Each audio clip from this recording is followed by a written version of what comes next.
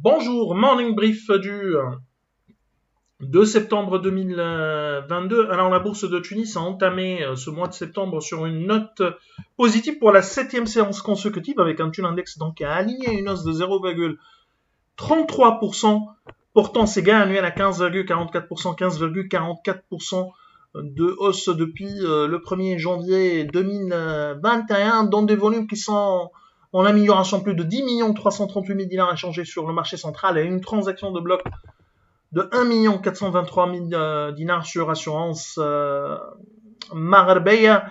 Donc SH était le titre le plus actif sur le marché central avec un volume qui dépasse les 4 35 000 dinars. Artes a fait l'objet également d'un volume d'échange de plus de 827 000 dinars. Pour ce qui est des principaux écarts de la journée, on a Sopat qui gagne 5,59%.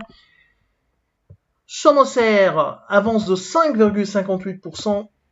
5% de hausse pour STA.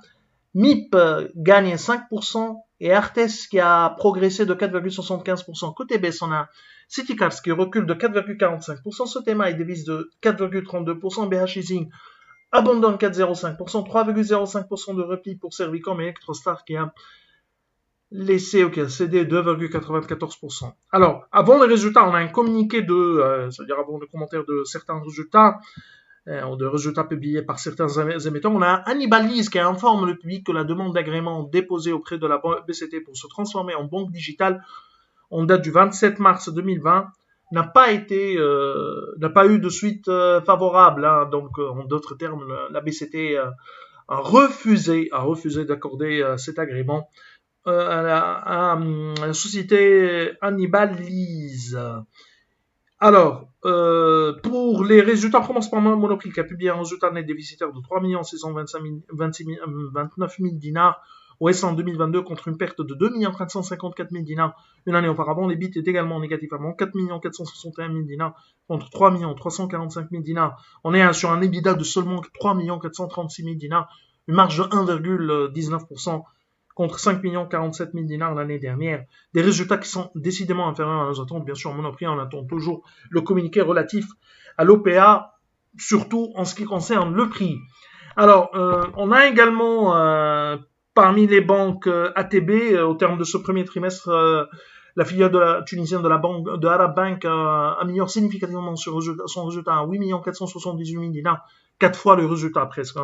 On est à 4 fois le résultat du S1 en 2021. Cette évolution profite d'une base de comparaison favorable puisque 2021 était une année extrêmement difficile pour la banque. ATB profite de la hausse de ses revenus. On est plus de 19,6%.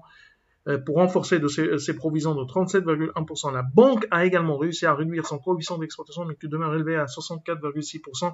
On est sur des crédits qui sont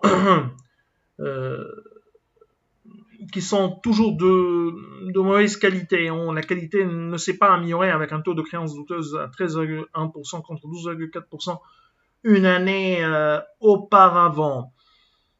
Couvert à hauteur de 95% selon nos calculs. Bien sûr, il y a plus de précision au niveau des états financiers annuels pour tout ce qui est calcul de solvabilité et de qualité d'actifs pour les banques. On a également pour le leasing TLF qui a annoncé un résultat net en 2022 de 7 442 000 dinars contre 2 557 000 dinars en pro forma.